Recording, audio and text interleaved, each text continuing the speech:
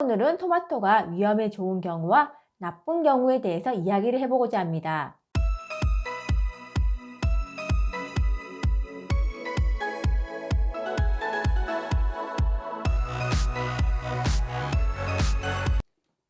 안녕하세요. 미소다마니원 수영점 원장 박진선입니다. 토마토의 라이코펜 성분이 위암을 예방하는 효과가 있다는 뉴스를 본 적이 있습니다. 위험에도 좋다고 하여 많은 분들이 토마토를 갈아서 먹으면서 토마토는 위험에 좋은 거 아니에요? 질문하는 분들이 많습니다. 토마토를 먹고 좋아지는 분이 있으니 위험이나 위암에도 좋다는 이야기가 있을 것입니다. 하지만 반대로 토마토를 먹었더니 오히려 속쓰림이 생기더라면서 안 먹는 분, 토마토를 생으로 먹으면 속쓰림이 생기는데 익혀서 먹으니 괜찮아서 꾸준히 복용하고 있다는 분도 있습니다. 그동안 제가 올린 글이나 영상을 꾸준히 보셨으면 아시겠지만 약이나 음식이 모든 질환에 다 좋은 작용을 하는 것은 아닙니다. 어떤 경우에는 이것이 좋은 작용을 하지만 어떤 경우에는 안 좋은 작용을 한다는 내용을 말씀을 드리지요. 그래서 오늘은 토마토가 위험에 좋은 경우와 나쁜 경우에 대해서 이야기를 해보고자 합니다. 우선 토마토의 라이코펜은 항산화 물질로 암을 예방하는 효과가 있습니다.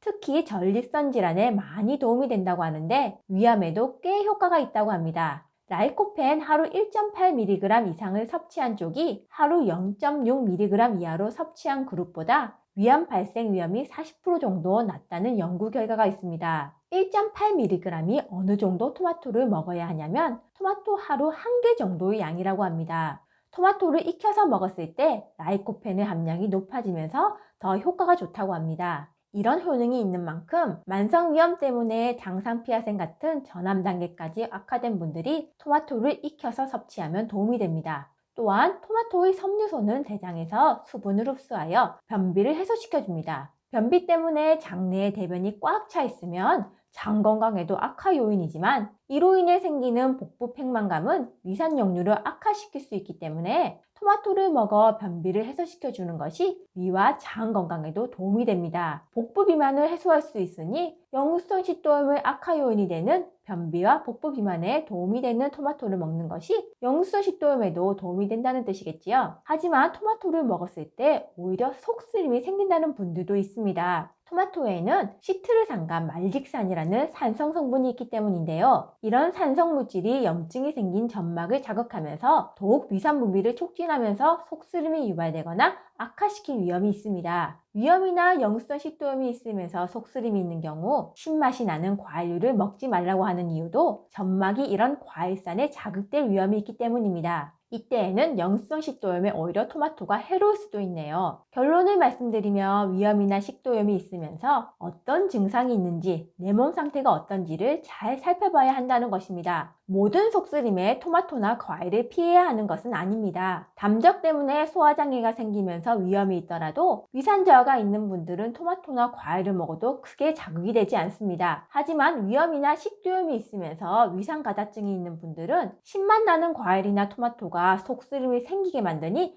피하는 것이 좋습니다. 보통은 내가 위산 저하증인지 위산 가다증인지 알기 어렵겠지요. 짬 없는 제산제를 먹었더니 오히려 소화가 안 되고 더부룩하다면 위산 저하증을 강하게 의심해 볼 수 있습니다. 제산제를 먹었더니 속쓰림이 줄어든다면 위산 가다증을 의심할 수 있겠네요. 토마토나 양배추, 마 같은 음식 수준의 효능은 굉장히 약합니다. 그런 만큼 부작용도 크지 않습니다. 그래서 이런 것을 먹어도 될까요? 라고 물어보는 환자분들에게는 직접 먹어보고 판단하세요 라고 답변을 드립니다. 간혹 분명히 안 좋을 것 같다 생각되는 분들에게는 먹지 말라고 금지를 시킵니다만 애매한 분들은 먹어보고 불편하면 중단하면 됩니다. 그리고 이런 음식을 먹었을 때 불편했던 점이 있었다면 미소담 한의원에서 진료를 할 때 말씀을 해주세요. 현재 위장의 상태가 어떤지를 추측할 수 있는 근거가 되기도 합니다.